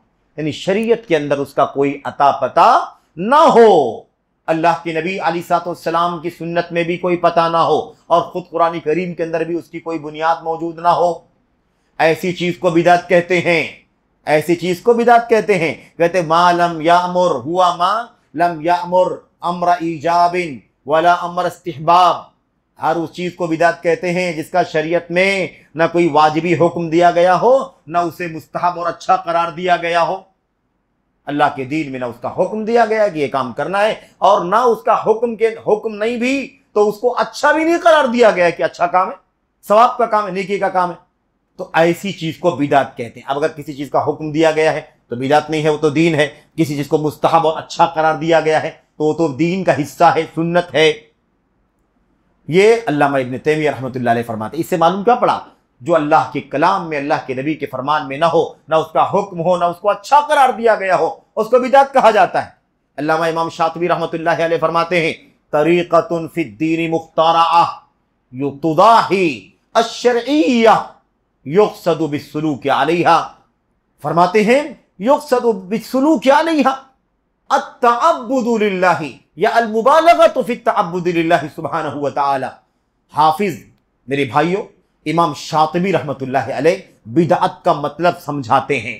बिदात का मतलब समझाते हैं, कहते हैं बिदात हर उस चीज को कहते हैं, हर उस रास्ते को कहते हैं जो नया, जो रास्ता नया हो, शरीयत के नाम पर, दीन के नाम पर कोई नया तरीका, नया रास्ता चल पड़ा हो और उस रास्ते का मसला यह हो कि वो शरीयत की मुशाबहत वाला रास्ता हो। उसके अंदर शरीयत की मुशाबहत यानी वो शरीयत जैसी चीज लगती हो, नेकी जैसा काम लगता हो, सवाब जैसा काम लगता हो, अकीदे जैसी चीज लगती हो, इस्लाम की इबादत जैसी चीज लगती हो, इस्लाम के अवामिर जैसी चीज लगती हो, इस्लाम के अंदर जो चीजें खैर भलाई नेकी की हैं उससे मिलती जुलती चीज लगती हो, मुशाबहत वाली चीज लगती हो, उसको क्या कहते हैं? नया तरीका, लेकिन जो मुशाबहत साबित करता हो अल्लाह तबारक व तआला की शरीयत से। और उस रास्ते पर चलना, क्यों चलते हो लोग? इसलिए चलते हो कि ऐसा करेंगे तो अल्लाह तबारक व तआला की इबादत बहुत अच्छी तरह से होगी। ये अल्लाह ताला की इबादत का बहुत बेहतरीन तरीका है। तो अल्लाह की इबादत में मुबालगा करना मकसूद हो उस रास्ते पर चलने से, इसको बिदात कहते हैं। और इस तरह की और भी डिफिनीशन है। हाफिज इब्न रजब हम्बली रहमतुल्लाह अलैह ने भी बात बयान फरमाई है। कहते हैं, मा उहदिसा फिल इस्लाम मा उहदिसा फिश शरा मा ला अस्ल लहू यदुल्लु अलैह। बिदात हर उस चीज को कहते हैं जिसको दीन के अंदर नया नया निकाल लिया गया हो, जिसकी कोई असल और बुनियाद ना हो, जो उस काम पर दलालत करती हो, इसको बिदात कहते हैं। ऐसे और बहुत सारे अक़वाल फरमुदात हैं। इन तमाम डिफिनीशंस का हासिल क्या है मेरे भाइयों? इसका हासिल क्या है? इसका खुलासा क्या है? इसका खुलासा यह है कि दीन के अंदर किसी इबादत को, किसी अकीदे को, किसी रास्ते को, किसी नेक काम को, किसी अजर और सवाब की चीज को बना लिया जाए और उसकी कोई बुनियाद अल्लाह की किताब में, नबी की सुन्नत में ना हो, उसकी कोई असल ना पाई जाती हो। अगर उसकी कोई असल पाई जाती हो, बुनियाद पाई जाती हो, तो बिदअत नहीं कहा जाए, तो उसको बिदअत नहीं कहा जाए, उसको तो सुन्नत कहा जाए। सुन्नत की किसी ना किसी किस्म में वो चीज शामिल होगी। लेकिन अगर कोई असल ही ना हो, बुनियाद ही ना हो, और उसे दीन के नाम पर किया जा रहा हो, उस पर अमल किया जा रहा हो, उसे मशरू समझा जा रहा हो, तो उसको क्या कहते हैं? उसी को बिदात कहते हैं। अब इसी नुक्ते पर उम्मत के उलमा ने कुरान और सुन्नत के दलाइल की रोशनी में एक छोटा सा मसला अक्सर बेशतर नकल किया है और उम्मत के उलमा नकल करते हैं। वो क्या है? वो ये है कि इंसान कोई नेकी करे, कोई अमल करे, तो वो अमल अल्लाह तबारक व तआला की बारगाह में कबूल होगा तो कैसे होगा? इंसान नेकी का काम करे, अमल करे, तो वो अमल अल्लाह की बारगाह में कबूल होना चाहिए ना। भाई हम तो इसीलिए कोई नेकी करते हैं ताकि अल्लाह तबारक व तआला की बारगाह में वो नेकी कबूल हो जाए और उसका अजर अल्लाह तबारक व तआला दुनिया में आखिरत में अता फरमाए, अल्लाह राजी हो जाए, अल्लाह तबारक व तआला की मग़फ़िरत मिल जाए, उसकी जन्नत मिल जाए, जहन्नम से नजात मिल जाए। ये तो मकसद है। और क्या मकसद है मेरे भाई? इस मकसद से हम नेकी करते हैं। तो अब जाहिर सी बात है, अगर वो नेकी कबूल नहीं होगी तो फिर ये सारा जो प्लान है धरा का धरा रह जाएगा। हम ऐसे तो नेकी नहीं करते हैं कि भाई नेकी कर दो, बस कबूल हो ना हो इसकी फिक्र मत करो, पानी चला दो, कहां जाए इससे कोई मतलब नहीं। ऐसी इबादत नहीं करते, बल्कि हम इल्म और दलील की रोशनी में इबादत करते हैं। तो हमें इस बात को अच्छी तरह से जानना जरूरी है और इस बात को कुरान और सुन्नत के दलाइल की रोशनी में उलमा ने लिखा। वो मसला यह है कि भाई अमल की कबूलियत की क्या शर्तें हैं? कोई अमल कबूल होगा तो किन शर्तों की बुनियाद पर कबूल होगा? दो शर्तें अक्सर व बेशतर बयान की जाती हैं, दो शर्तें, और यही दो शर्तें बुनियाद। बगैर दो शर्तों के एक साथ में हुए किसी का भी अमल अल्लाह तबारक व तआला की बारगाह में कबूल नहीं हो। ना मेरा, ना आपका, ना फला का, किसी का भी अमल उस वक्त अल्लाह तबारक व तआला की बारगाह में कबूल होगा जब एक साथ में दोनों शर्तें पाई जाएं। ये पाई जाए, वो ना पाई जाए, कबूल नहीं होगा। वो पाई जाए, ये ना पाई जाए, कबूल नहीं होगा। दोनों शर्तें, या तो दोनों शर्तें ना पाई जाए या दोनों में से कोई एक ना पाई जाए, इंसान का अमल कबूल नहीं होगा। वो कितनी भी मेहनत मशक्कत के साथ वो अमल कर रहा हो, इसे कोई फर्क नहीं पड़ता। दोनों शर्तों का एक साथ में। पहली शर्त क्या है? वो अमल अल्लाह की रिजा के लिए किया जा रहा हो, अल्लाह की रिजा के लिए, अल्लाह की खुशनुदी के लिए किया जा रहा हो। इसमें सबसे पहली चीज क्या आती है, जिसको इखलास का नाम दिया जाता है, कि बंदा सबसे पहले तौहीद का अकीदा रखने वाला हो, किसी गैरुल्लाह को इबादत का हकदार न समझता हो। और इसी के साथ साथ अब जब बंदा अमल करे तो उस अमल का मकसद अल्लाह तबारक व तआला को राजी करना हो। न रियाकारी हो, न दिखावा हो, न नमूद हो, न माल हो, न दौलत हो, न शोहरत हो, न चर्चा हो, न मकबूलियत हो, न मीडिया पर उसका कहीं नाम आए, महज सिर्फ किस लिए इबादत करे, अमल करे अल्लाह तबारक व ताला के लिए, और अल्लाह तबारक व ताला ही इबादत का तन्हा हकदार है, इस अकीदे के साथ और इस जज्बे के साथ, इस नीयत के साथ अमल करे कि इसको अल्लाह तबारक व ताला की रिजा के लिए करना है। इसीलिए अल्लाह के नबी सल्लल्लाहु अलैहि वसल्लम ने फरमाया था, इन्नल्लाह ला यक़बलु मिनल अमली इल्ला मा कान खालिसन वब्तुगिया बिही वजहुल्लाह। अल्लाह तबारक व ताला सिर्फ उसी अमल को कबूल फरमाता है जो अमल खालिस अल्लाह के लिए किया गया हो। और खालिस का मतलब होता है प्योर, उसमें कोई मिलावट नहीं होनी चाहिए, एक मक्खी के पर के बराबर भी मिलावट नहीं होनी चाहिए। मुकम्मल पूरा का पूरा अमल अल्लाह तबारक व तआला की रिजा के लिए हो। एक जर्रा भी मेरे भाइयों, एक जर्रा भी, ना अमल से, ना जबान से, ना दिल से, उसके पीछे मकसूद ना हो सिर्फ और सिर्फ अल्लाह तबारक व तआला की रिजा। ये पहली शर्त है। दूसरी शर्त क्या है कि वो अमल जो किया जा रहा हो वो अमल अल्लाह की नबी मुहम्मदुर रसूलुल्लाह सल्लल्लाहु अलैहि वसल्लम के तरीके और आपकी सुन्नत के मुताबिक। अब अगर आदमी बहुत अल्लाह की जज्बे के साथ, अल्लाह के इखलास के साथ कोई नेकी करता हो, लेकिन वो काम नबी करीम सल्लल्लाहु अलैहि वसल्लम की सुन्नत के मुताबिक ना हो, तो कबूल नहीं होगा।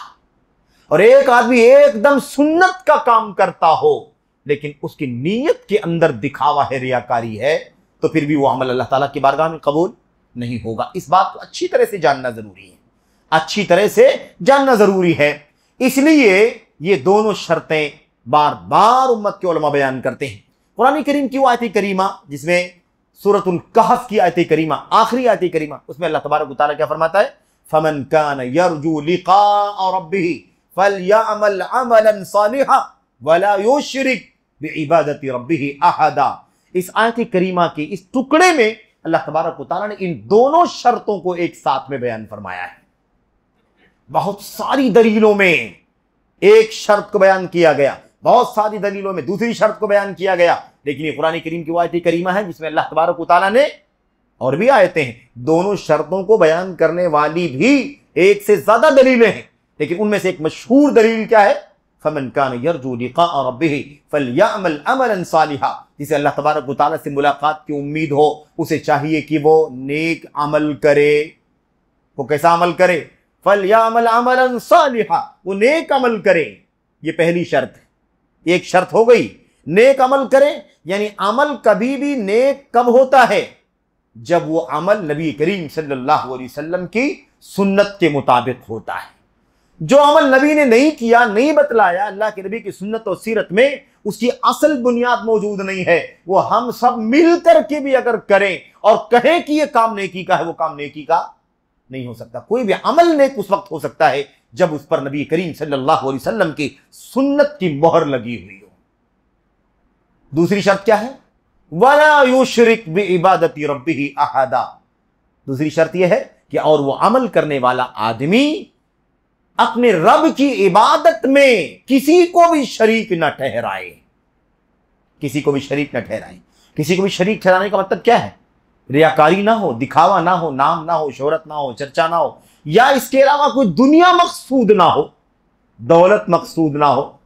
आखिरत के अमल से दुनिया चाहना रियाकारी है। एक आदमी नमाज पढ़ने के लिए खड़ा हुआ, अल्लाह ताला की रिजा के लिए खड़ा हुआ, किसी को दिखाना मकसद नहीं था, लेकिन दौराने नमाज उसे एहसास हुआ कि कोई पहचान वाला मुझे देख रहा है कि मैं नमाज में खड़ा हूं। उसे एहसास हुआ तो जरा वो सब संवार के नमाज पढ़ने लगा, अच्छी तरह नमाज पढ़ने लगा। पहले भी नमाज पढ़ रहा था, अल्लाह के लिए पढ़ रहा था, लेकिन जैसे तैसे कुछ गफलत थी, हाथ इधर जा रहा उधर जा रहा है, जेब में डाल रहा है, खुजला रहा है वगैरह। लेकिन जैसे समझ में आया, उसे एहसास हुआ कि कोई देख रहा है, पहचान वाला आदमी, उसने अपनी नमाज को खूबसूरत बना के पढ़ना शुरू कर दिया। अल्लाह के नबी ने फरमाया ये रियाकारी है। ये क्या है, ये रियाकारी है ये। इसलिए इससे भी बचना जरूरी है। क्यों, नमाज पढ़ने के लिए अल्लाह के लिए खड़ा हुआ था कि नहीं खड़ा हुआ था। फिर सवाल पैदा होता है, फिर आखिर में फला को देखने की वजह से क्यों संवार के पढ़ने लगा।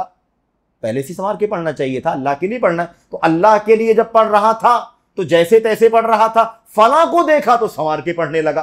तो आपने अल्लाह के लिए खूबसूरत बनाया अपनी नमाज को या गैरुल्लाह के लिए खूबसूरत बनाया। इसलिए इस मसले को हमें यहां पर बयान, अब इससे क्या साबित होता है, वही जो नबी करीम सल्लल्लाहु अलैहि वसल्लम की सुन्नत के मुताबिक अमल ना होगा उसी को बिदात कहा जाएगा। क्योंकि उसकी असास नहीं है, उसकी कोई बुनियाद नहीं है। अगर कोई असल हो उसकी तो फिर वो सुन्नत है, लेकिन यहां पर उसकी असल नहीं है।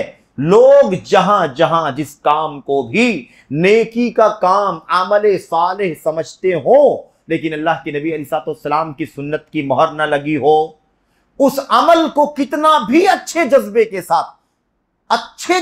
साथ, इखलास के साथ कर रहे हो, वो अल्लाह तबारक व तआला के यहां कबूल नहीं हो सकता। अभी 2-4 रोज पहले जो नबी करीम सल्लल्लाहु अलैहि वसल्लम की पैदाइश पर जश्न और खुशी का माहौल देखने में आया बहुत सारे मुसलमानों की तरफ से, अब आप समझे कितना जज्बा होता है इसके अंदर। अल्लाह के नबी से मोहब्बत, जो अल्लाह के नबी के महबूब हैं, अल्लाह तबारक व तआला ने आपको दुनिया में ये मकाम अता फरमाया, आखिरत में अल्लाह तबारक व तआला आपको शफाअत उज़्मा अता फरमाएगा, आपको मकाम वसीला अता फरमाएगा, आपको मकाम महमूद अता फरमाएगा, आपको दुनिया में आखिरत में आला मकाम अता फरमाया। अल्लाह तबारक व तआला के इतने प्यारे, इतने महबूब नबी और रसूल की अगर पैदाइश पर खुशी मनाते हैं, आप तुझे कितने जज्बे के साथ ये काम हो रहा है, तो नीयत तो बहुत अच्छी है कि नहीं है? नीयत बहुत अच्छी है, जज्बा बहुत अच्छा है, लेकिन मसला यह है कि वो काम नबी करीम सल्लल्लाहु अलैहि वसल्लम की सुन्नत का नहीं है। इसलिए कितना भी जज्बा हमारा आपका अच्छा हो, लेकिन वो काम नबी करीम सल्लल्लाहु अलैहि वसल्लम की सुन्नत का नहीं है, उसकी कोई असल और बुनियाद ही नहीं है। इसलिए सिर्फ नेक नीयती, इखलास की बुनियाद पर वो अमल कबूल नहीं होगा, बल्कि इखलास के साथ साथ वो काम नबी की सुन्नत में साबित भी होना चाहिए। इसको उलट करके देख लें, जिनके अकीदे खराब हैं, जिनके अकीदे बिगड़े हुए हैं, जिनके यहाँ कब्र परस्ती है, जिनके यहाँ शिरक है, जिनके यहाँ औलिया और सालिहीन के सामने हाथ उठाना दुआ करना है, जिनके यहाँ इल्म गैब का अकीदा रखना है, जिनके यहाँ और इस तरह के अकीदे मौजूद हैं, ऐसे लोग कितना भी सुन्नत का काम अल्लाह के लिए कर रहे हों, उनका अकीदा सही नहीं है तो सुन्नत का काम करने का भी उन्हें कोई फायदा नहीं मिलेगा। तो दोनों शर्तें एक साथ में पाई जानी चाहिए। मेरे भाइयों, अल्लाह के कलाम की आयात में कई जगहों पर बिदअत की मजम्मत की गई है, बिदअत की मजम्मत, और वो आयतें बहुत सारी हैं, दसियों दलीलें हैं, हदीसें भी ऐसी हैं। मैं इक्का दुक्का जिक्र करके मैं बात आगे बढ़ाता हूं, जो असल में मुझे कुछ बातें बहुत बुनियादी आपके सामने करनी है। हमने अर्ज किया कि हम बिदअत को गिना करके उनका पोस्टमार्टम इस मजलिस में नहीं कर सकते, क्योंकि वक्त नहीं हमारे पास। हम पहले बुनियाद और उसूल को समझेंगे, वरना मीलादुन नबी की बिदअत है कि नहीं? ऐसे ही मुहर्रमुल हराम के अंदर बहुत सारी बिदअतें हैं, ऐसे ही मिसाल के तौर पर सफ़र के अंदर बहुत सारी बिदअत हैं, ऐसे रजब के अंदर बहुत सारी बिदअत हैं, शाबान के अंदर बिदअत हैं, सलातुर रगाइब है, मिलाद की भी नमाज लोगों ने ईजाद कर ली है, पढ़ना शुरू कर दिया है। तो इस तरह की बहुत सारी चीज़ें हैं। इन तमाम चीज़ों का अलग अलग जिक्र करके मेरे भाइयों एक मजलिस में पोस्टमार्टम नहीं हो सकता, लेकिन उसूलों को जान लो, उसूलों को, और अपने भाइयों को अल्लाह तबारक व तआला हमें पहुंचाने की तौफीक अता फरमाए, ताकि इसके जरिए से उन्हें बिदअतों की हकीकत समझ में आ जाए कि इनकी हकीकत क्या है। कुरान करीम की आयत करीमा में अल्लाह तबारक व तआला ने फरमाया है, वला तकूनु मिनल मुशरिकीन मिनल्लज़ीना फर्रकू दीनहुम व कानू शियअन कुल्लु हिज़्बिन बिमा लदैहिम फरीहून। अल्लाह फरमाता है, उन लोगों की तरह ना हो जाओ, मुशरिकों की तरह से ना हो जाओ, मुशरिकों में से ना हो जाओ जिन लोगों ने अपने दीन को टुकड़े टुकड़े कर लिया, अपने दीन को बांट लिया, अपने दीन के टुकड़े टुकड़े कर लिया। वकानु शियअन, और खुद भी अलग अलग पार्टियों में, धड़ों में तकसीम हो गए। कुल्लु हिज़्बिन बिमा लदैहिम फरीहून, हर पार्टी जिस रास्ते पर चल रही है, जिस तरीके को पकड़ के बैठी हुई है, उसमें खुश है, मस्त और मगन है। अल्लाह फरमाता है, आप इन मुशरिकों की तरह से ना हो जाएं। सुन्नत की राह इत्तिहाद की राह है। सुन्नत की राह क्या है? इत्तिहाद की राह है, और बिदअत की राह फिरका बंदी की राह है। इसलिए इस आयत करीमा की तफसीर खोल करके देखें तो आपको पता चलेगा, फिरकों से मुराद, अहजाब से मुराद कुल्लु हिज़्बिन, हर पार्टी, शिया पार्टियां, अल्लाह तबारक व तआला ने जो फरमाया, इससे मुराद अहले बिदअत हैं, बिदअत के रास्ते हैं, अहवा ख्वाहिशात नफसानी के रास्ते हैं। बिदअत के साथ साथ अहवा का लफ्ज आता है, ख्वाहिशात नफसानी। माना क्या होता है इसका? माना ये होता है, एक है सुन्नत का रास्ता जो अल्लाह के नबी की तरफ से हमें मिल गया, हमें उस रास्ते पर चलना चाहिए। लेकिन आदमी उस रास्ते पर ना चले, अपनी अकल में जो आए उस पर चले, आपकी अकल में जो आए आप उस पर चलें, आपका जहन जो कहे आप उस पर चलें, तो फला की राय, फला की ख्वाहिश, फला की मर्जी, इन मर्जी पर, चाहतों पर चलने को क्या कहते हैं? अहवा। यानी इंसान की अपनी ख्वाहिशात नफसानी, अल्लाह के नबी का तरीका नहीं, बल्कि लोगों की अपनी नफसानी ख्वाहिशात, उनके जी में जो आता है, उनकी मर्जी में जो आता है, उनकी चाहत जो कुछ होती है उस पर चलना, इसको भी सुन्नत के मुकाबले में बतौर बिदअत, अहवा, दूसरे नाम के तौर पर इस्तेमाल किया जाता है। ऐसे ही अल्लाह तबारक व तआला ने फरमाया, व अन्न हाज़ा सिराती मुस्तकीमन फत्तबिऊ वला तत्तबिऊ सुबुला फतफर्रक़ बिकुम अन सबीली। इस आयत करीमा को अब आपके सामने दूसरे नंबर पर इसलिए पढ़ा गया ताकि वो पहले वाली आयत करीमा की वजाहत करे। अल्लाह तबारक व तआला ने फरमाया, क्या फरमाया? ये आयत करीमा बड़ी अजीमुश्शान है। क्या फरमाता है अल्लाह तबारक व तआला? गौर से सुने और देखें इसके एक एक लफ्ज को कितना कीमती है। व अन्न हाज़ा सिराती मुस्तकीमन फत्तबिऊ, ये मेरा सीधा रास्ता है, इसी रास्ते पर चलो। ये मेरा सीधा रास्ता है, इसी रास्ते पर चलो। नबी करीम सल्लल्लाहु अलैहि वसल्लम कौन सा रास्ता लेकर आए थे? कुरान का रास्ता, अपने फरमुदात का रास्ता, अपने अफ़आल का रास्ता, जिसको सुन्नत और हदीस कहा जाता है। ये मेरा रास्ता है, सीधा सीधा रास्ता। फत्तबिऊहु, इसलिए तुम सब के सब इस रास्ते की पैरवी करो, इस पर चलो। वला तत्तबिउ सुबुल, वला तत्तबिउ सुबुल, और बहुत सारे रास्ते इस रास्ते के अलावा हैं, उन रास्तों पर मत चलो, उन रास्तों पर मत चलो। अब ये आयत करीमा भी हमें वो बात समझाती है जिसका तस्करा हमने तमहीद के बाद शुरू में किया था। क्या था वो? शिर्क बयान किए बगैर तौहीद वाज़ेह नहीं किया जा सकता, और सुन्नत को और बिदात को बयान बेनकाब किए बगैर आपको सुन्नत वाज़ेह नहीं की जा सकती। सुन्नत समझाने के लिए बिदात को बेनकाब करना और तौहीद समझाने के लिए, ईमान समझाने के लिए शिर्क को, कुफ्र को, निफाक को बेनकाब करना जरूरी है। ये देखो अल्लाह के नबी, अल्लाह के कलाम की आयत करीमा में अल्लाह ने क्या फरमाया? ये मेरा सीधा रास्ता है, तुम इस पर चलो। ये सुन्नत का रास्ता, कुरान का रास्ता, सुन्नत का रास्ता। अब आप बताइए, अगर इतना काफी होता कि सुन्नत का रास्ता बतला दिया जाए, बस बिदात के रास्ते से आगाह करने की जरूरत न होती, तो अल्लाह तबारक व तआला आगे ये न कहता वला तत्तबिउ सुबुल, और इसके अलावा दीगर जितने रास्ते हैं उनकी पैरवी मत करो। काफी होता कि नहीं काफी होता? इतना बता देना क्या काफी है कि नहीं काफी है कि इस रास्ता जो मेरा सीधा रास्ता उसी पर चलो? एक काफी कोई भी कह सकता है कि अल्लाह के नबी का सीधा रास्ता जो हमको मिला उस पर चलो। लेकिन अल्लाह तबारक व तआला ने आगे क्या फरमाया? आगे फरमाया और दूसरे रास्तों पर मत चले। क्यों मेरे भाइयों? इससे मालूम पड़ता है कि असल रास्ता बताना भी जरूरी है, और असल रास्ते के सिवा जो गुमराही के रास्ते हैं उन रास्तों से भी आगाह करना जरूरी है। असल रास्ते पर चलने का हुक्म देना जरूरी है, दूसरे रास्तों से चलने से रोकना जरूरी है। इसके बगैर बात नहीं बनेगी, दोनों जरूरी है। इसलिए हमारे जो भाई ये कहते हैं कि क्या जरूरत है शिर्क की बात करने की, क्या जरूरत है मुशरिकीन के बात करने की, क्या जरूरत है मुशरिकीन के अकीदों को खोलने की, क्या जरूरत है बिदात को बेनकाब करने की, क्या जरूरत है बिदात करने वालों को बेनकाब करने की, क्या जरूरत है बिदात और अहले बिदात का पोस्टमार्टम करने की, तो उसके लिए कलाम इलाही कुरान करीम की आयत करीमा जवाब है। कुरान करीम में अल्लाह तबारक व तआला ने दोनों बातें बयान फरमाई हैं। राहे हक की, सुन्नत के रास्ते की इत्तिबा करने का हुक्म है, और दीगर रास्तों से बचने का हुक्म दिया गया, मना किया गया कि आपको नहीं चलना उसके ऊपर। इसलिए हमें यह भी बताना जरूरी है कि सुन्नत क्या है, और यह भी बताना जरूरी है कि ये रास्ते बिदअत के रास्ते हैं। और खुद नबी करीम सल्लल्लाहु अलैहि वसल्लम ने भी ये काम किया कि नहीं किया? जबान से भी ये काम किया, अमल करके भी दिखाया।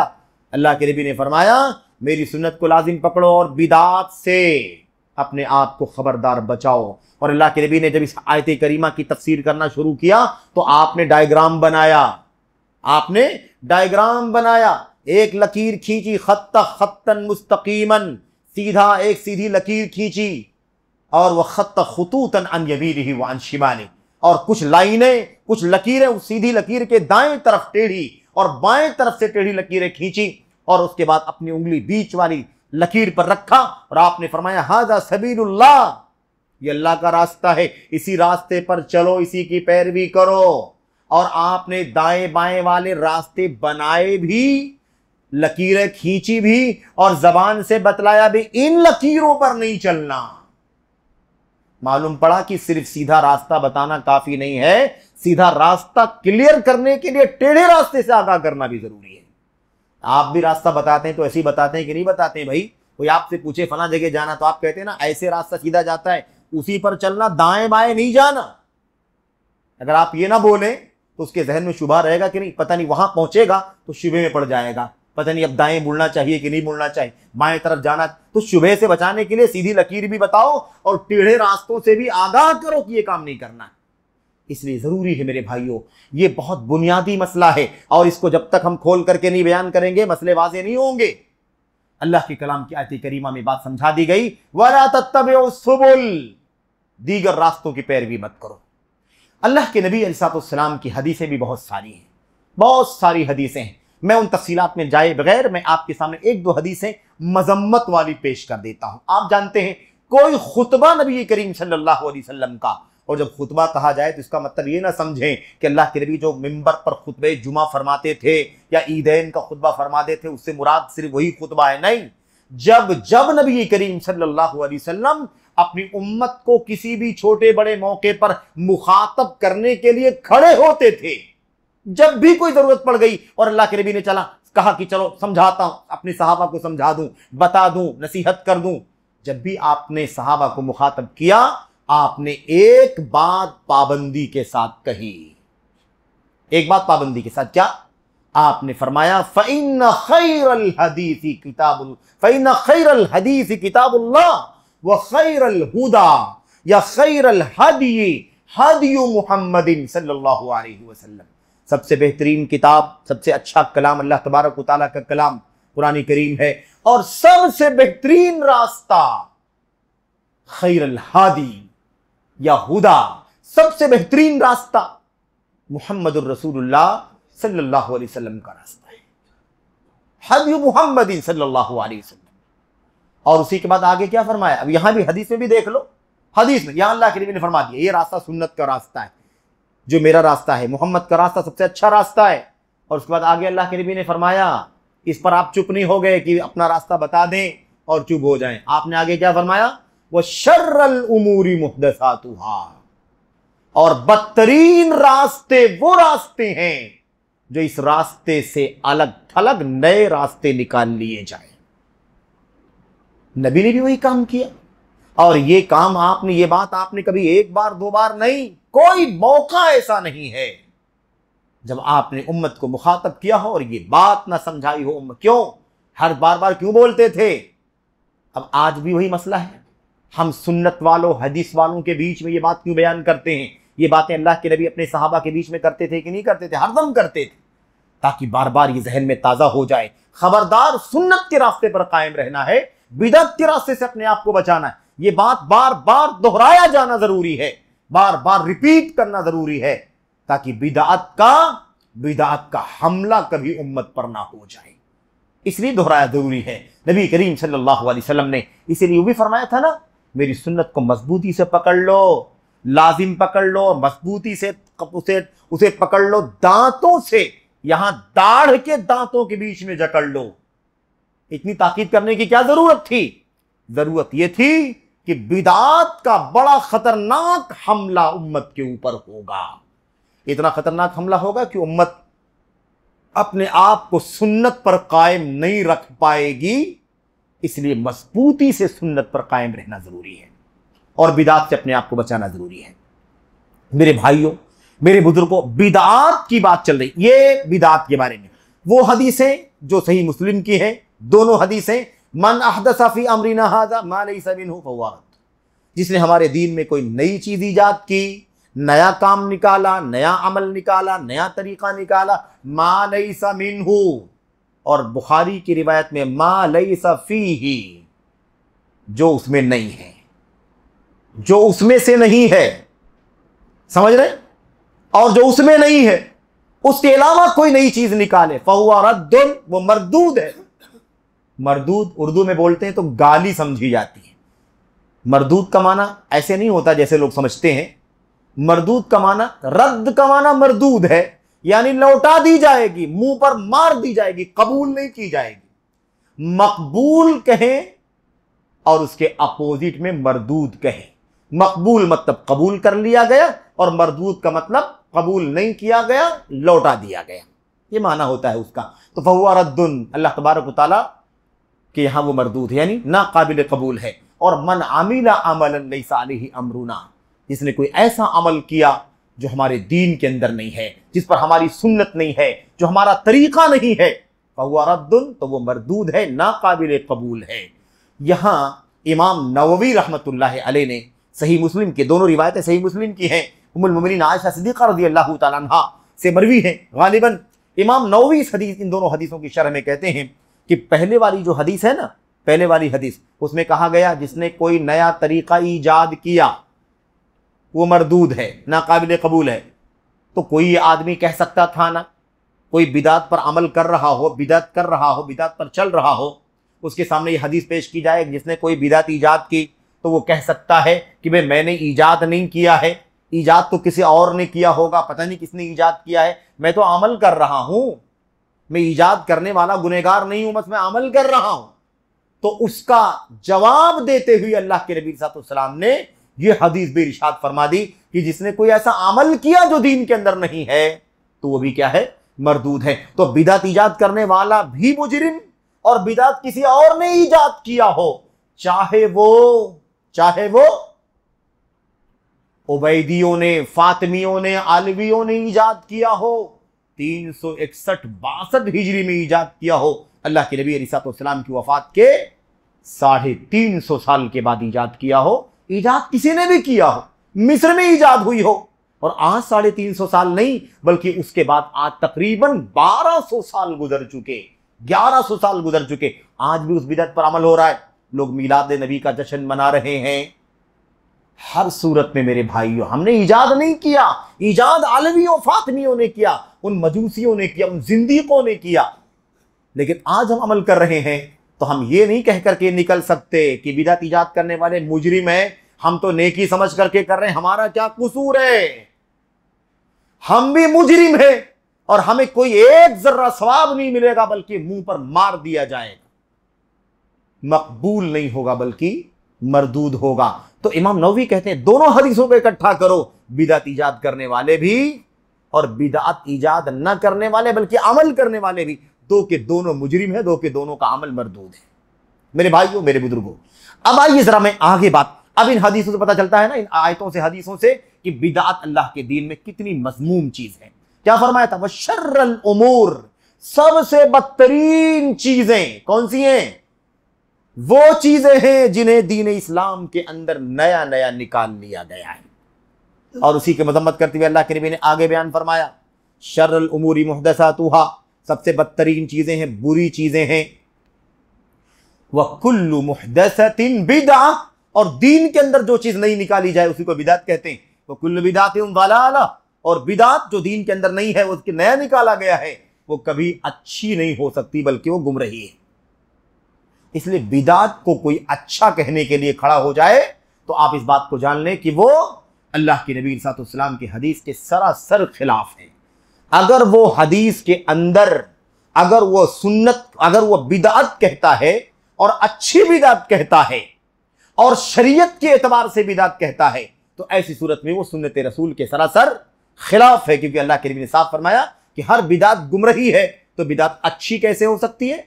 हाँ, शरीयत के एतबार से कोई ना कह रहा हो, अरबी जबान के एतबार से कह रहा हो, लुगत अरब के एतबार से, जबान अरब के एतबार से कह रहा हो, तो वो अलग बात है, वो इसमें शामिल नहीं है। लेकिन शरीयत के एतबार से अगर कोई कहे कि शरीयत में ये बिदअत तो है लेकिन अच्छी है, तो फिर उसका जवाब यही कि अल्लाह के नबी ने फरमाया, कुल्लु बिदअतिन ज़लाला, सारी बिदअतें गुमराही हैं, वो कुल्लु ज़लालतिन फिन्नार, और हर गुमराही का अंजाम जहन्नम है। अब जहन्नम है, इसका मतलब बार बार वाज़ेह करना जरूरी है कि भाई बिदअत करने वाले का अंजाम जहन्नम है। अब बिदअत की शक्लें हैं, इसी तरह से जहन्नम के अंदर जाने और हमेशा हमेश के लिए रहने या कुछ मुद्दत के बाद निकाल दिए जाने की शक्लें भी हैं। अगर उसके बिदअत इतनी खतरनाक ईमान और अकीदे वाली बिदअत है जिस बिदअत की वजह से वो इस्लाम से बाहर हो जाएगा, इस्लाम से खारिज हो जाएगा, तो ऐसा बिदअती जहन्नम में जाएगा तो हमेशा हमेशा के लिए जहन्नम में चला जाएगा। और अगर कोई बिदअती ऐसा है जो अकीदे और ईमान वाली बिदअत नहीं बल्कि अमल की बिदअतें कर रहा है, गुनहगार है, मुजरिम है और इसकी सजा के तौर पर वो जहन्नम में जाएगा, लेकिन उसकी बिदअत कुफ्र की हद तक ले जाने वाली बिदअत नहीं है, इसलिए वो सजा पा करके एक दिन जहन्नम की आग से निकाला जाएगा। लेकिन बहरहाल बिदअत की वजह से जहन्नम में सजा जरूर पाएगा। तो अल्लाह के कलाम की आयतों में, अल्लाह के नबी की हदीसों में इतनी सारी मजम्मत बयान की गई। अब भला बताइए कि किसी बिदअत की दीन में गुंजाइश हो सकती है? इमाम मालिक रहमतुल्लाह अलैह ने बात कही थी, क्या फरमाया था? बहुत तारीखी जुमला, मन अहदस फिल इस्लामी बिदअतन या मन इब्तदा फिल इस्लामी बिदअतन यराहा हसना। जो दीन इस्लाम के अंदर कोई नई चीज निकाले, दीन सवाब अजर के नाम पर, अच्छे काम के नाम पर, यराहा हसना, और उसे अच्छा समझता हो, यानी कहे भाई ये काम तो ठीक है, कुरान में नहीं है, सुन्नत में नहीं है, हदीस में नहीं है, लेकिन काम अच्छा है, इसमें कोई बुरी चीज तो नहीं है, इसमें आयब की क्या बात है, अच्छा ही काम तो है। तो फरमाते हैं इमाम मालिक कि जो दीन के अंदर कोई नई चीज निकाले, बिदअत निकाले, या रहा हसना, और वो उसे अच्छा समझे, कहते हैं फ़क़द ज़अमा अन्ना मुहम्मदन सल्लल्लाहु अलैहि वसल्लम क़द ख़ान रिसाला। तो इसका मतलब यह है कि वो ये कहना चाहता है, इसका मतलब यह है कि वो ये कहना चाहता है कि मुहम्मदुर रसूलुल्लाह सल्लल्लाहु अलैहि वसल्लम ने रिसालत यानी अल्लाह के पैगाम को पहुंचाने में खियानत से काम लिया है। यानी अच्छी चीज थी लेकिन बताया नहीं उम्मत को, अच्छी चीज थी लेकिन उम्मत को बताया नहीं। यही तो माना होगा कि आज हम कहें ये अच्छी चीज है लेकिन दीन के अंदर नहीं है, इसका मतलब यह है कि फिर दीन में अल्लाह के नबी ने वो अच्छी चीज नहीं बतलाई। तो ये खतरनाक मसला है। इस बात को इमाम मालिक ने कहा है और बहुत सारी बातें इस तरह की हैं। मेरे भाइयों, मेरे बुजुर्गों, यहां पर एक बिदअत की मजम्मत का बड़ा खतरनाक पहलू सामने आता है। वो ये है कि बिदअत को दीन समझा जाता है, बिदअत को सवाब का काम समझा जाता है और इससे इल्जाम आता है मुहम्मदुर रसूलुल्लाह सल्लल्लाहु अलैहि वसल्लम के ऊपर कि आपने नबूवत के पहुंचाने की, रिसालत के पैगाम को, रिसालत को यानी अल्लाह के पैगाम को पहुंचाने की जिम्मेदारी वैसे अदा नहीं की जैसे करना चाहिए था। इल्जाम आता है नबी करीम सल्लल्लाहु अलैहि वसल्लम के ऊपर। इसलिए दीन इस्लाम के अंदर बिदअत शजरे ममनुआ, एक ऐसा पौधा है जिसकी इस्लाम में सिरे से गुंजाइश नहीं। अल-यौम अकमलतु लकुम दीनकुम, दीन इस्लाम मुकम्मल हो चुका है। अब मुकम्मल होने के बाद कुछ लाने का मतलब यह है उस पर इल्जाम लगाना कि यह इनकम्प्लीट, नाकिस, नातमाम है, इसलिए इसे नया ला करके पूरा करने का काम किया जा रहा। मेरे भाइयों, खतरनाक मसला है। मैं इस वक्त एक दो बातें और बयान करना चाहता हूं। एक बात यह बयान करना चाहता हूं मेरे भाइयों कि बिदअत की दो किस्में हैं। इशारा हो गया बिदअत की कई एतबार से दो दो किस्में, तीन किस्में हैं, लेकिन एक एतबार से सिर्फ आपके सामने बात करना है। वो है बिदअत की दो किस्में हैं, अकीदे के एतबार से, अमल के एतबार से। एक बिदअत होती जो अकीदे में होती है, एक बिदअत होती जो अमल में होती। अमल की बिदअत, मिसाल के तौर पर कोई आदमी जबान से नियत कहे, नियत करता हूं 4 रकात 2 रकात फला नमाज है ना, और चेहरा मेरा किबले की तरफ, इमाम के पीछे वगैरह, इस तरह की बातें। या अभी जैसे अजान हो रही है, अजान के बाद नबी करीम सल्लल्लाहु अलैहि वसल्लम ने दरूद पढ़ने का हुक्म दिया है, लेकिन कोई आदमी दरूद पढ़े अजान के बाद नहीं बल्कि अजान के पहले, बिदअत है, अमल की बिदअत। ऐसे और बहुत सारी बिदअतें हो सकती हैं। ये सब अमल की बिदअतें, ये सब क्या है? अमल की बिदअतें। ये क्या है? ये उस दूसरी किस्म के मुकाबले में छोटी हैं लेकिन है खतरनाक, क्योंकि अल्लाह के नबी की सुन्नत की मोहर नहीं है इनके ऊपर। और ये छोटी बिदअतें धीरे धीरे बड़ी बिदअत की तरफ लेकर के जाती हैं। तो इसको छोटी बिदअत भी कह सकते हैं, इसको अमली बिदअत भी कह सकते हैं, अमल की बिदअत। इसके मुकाबिल में एक अमल के बजाय एक अकीदे की बिदअत, जो बिदअत अकीदों में पाई जाती है, अकीदों के अंदर पाई जाने वाली बिदअतें क्या हैं? बहुत सारी हैं। यही सबसे बड़ा मसला है। हम इस अमल को मिलाद को, शब बारात को, और क्या कहते हैं उसको, सलातुर रगाइब को, है कि नहीं, सलाते गौसिया, इन सब को बिदअत समझते हैं। और रजब के कूड़े को, इन तमाम चीजों को बिदअत समझते हैं। लेकिन हमारा जहन उन बिदअतों की तरफ नहीं जाता जो अकीदे वाली बिदअतें हैं। और यही वजह है कि एक तबका गैरों से, पड़ोस के कुछ गुमराह और बिदअत के दाइयों के प्रोपेगंडे के नतीजे में एक तबका नौजवानों का इन बिदअतों में कहीं ना कहीं मुलव्वस होता जा रहा है। वो बिदअत क्या है? वो बिदअत है अकीदे की बिदअत। मिसाल के तौर पर अल्लाह तबारक व तआला के अस्मा व सिफात, अल्लाह की तौहीद ना, पहला ईमान क्या है? 6 अरकान में से पहला रुकन क्या है? अल ईमान बिल्लाह, अल्लाह पर ईमान। उसके अंदर एक खास बात क्या है? अल्लाह तबारक व तआला के अस्मा और सिफात का यकीन रखना कि अल्लाह के अस्मा, अल्लाह की सिफात अल्लाह ही की शान निशान है, और उसको वैसे ही मानना जैसे मानना चाहिए। उसके अंदर अपनी अक्ल का घोड़ा दौड़ाकर उसकी तावील नहीं करना चाहिए, उसका इनकार नहीं करना चाहिए, उसमें तशबीह नहीं देना चाहिए, उसकी कैफियत नहीं बयान करना चाहिए।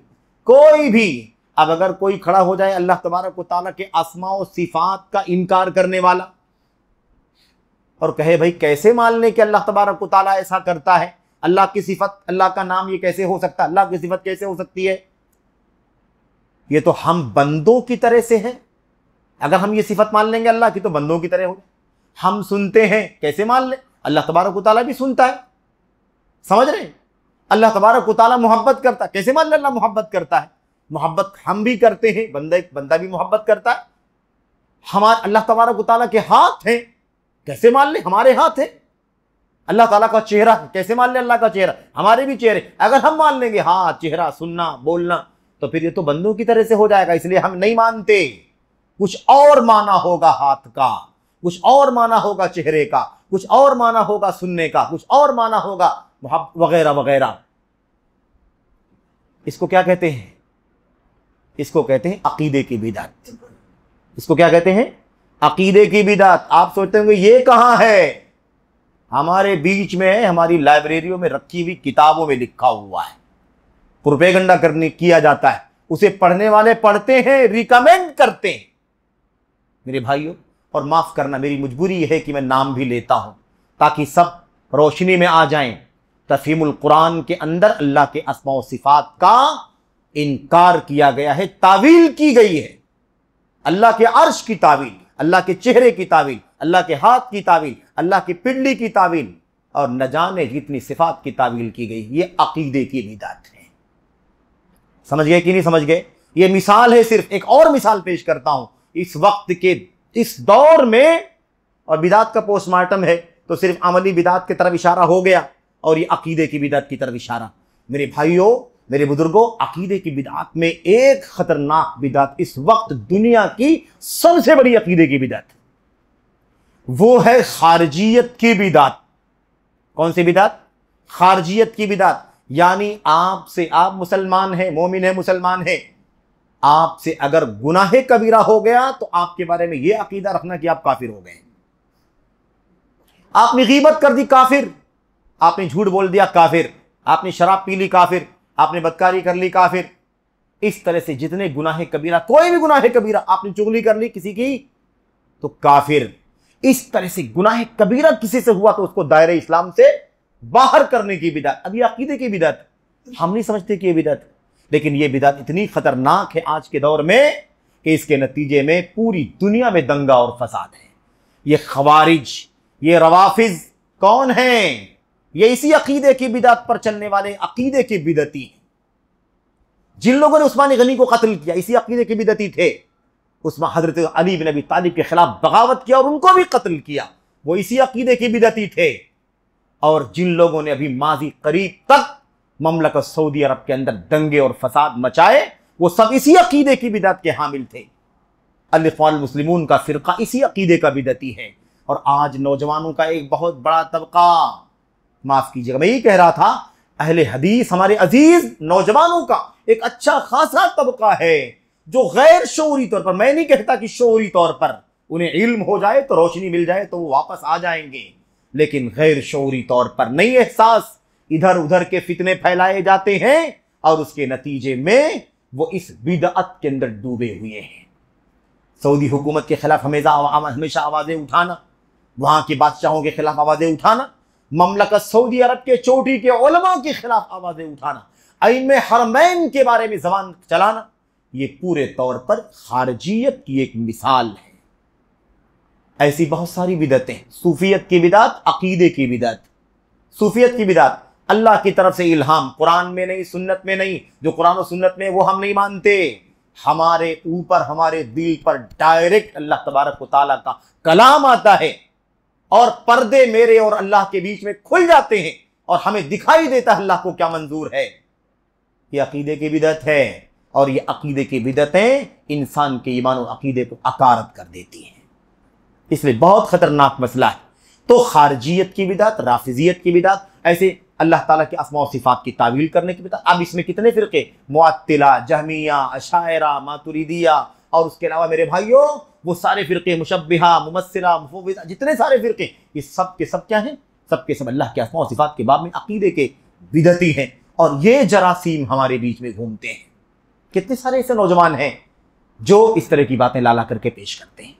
मेरे भाई, मेरे बुजुर्गों, मैं आखिरी बात कह करके बात खत्म करता हूं।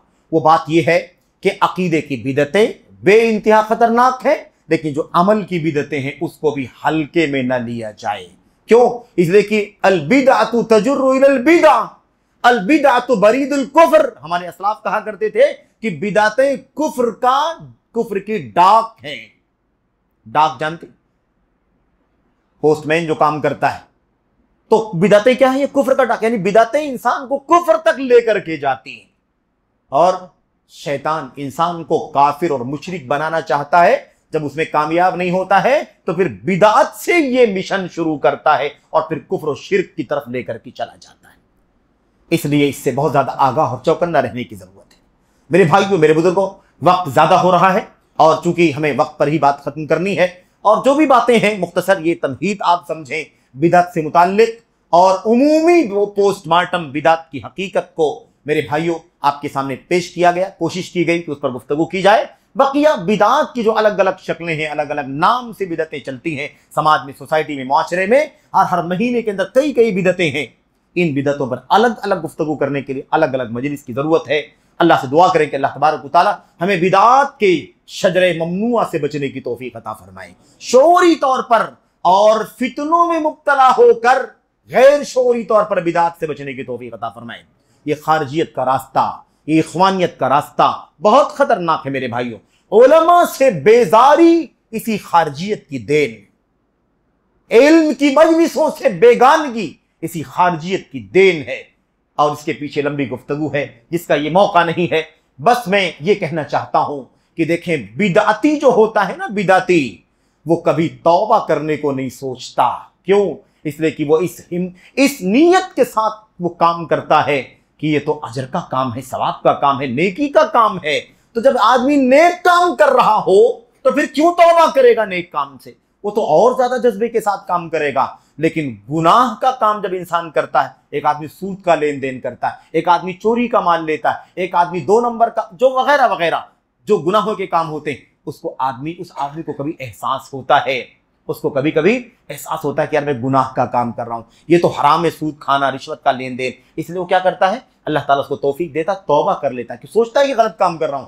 इसलिए हमारे असलाफ कहा करते थे, अल मासियतु युताबु मिन्हा वल बिदअतु ला युताबु मिन्हा।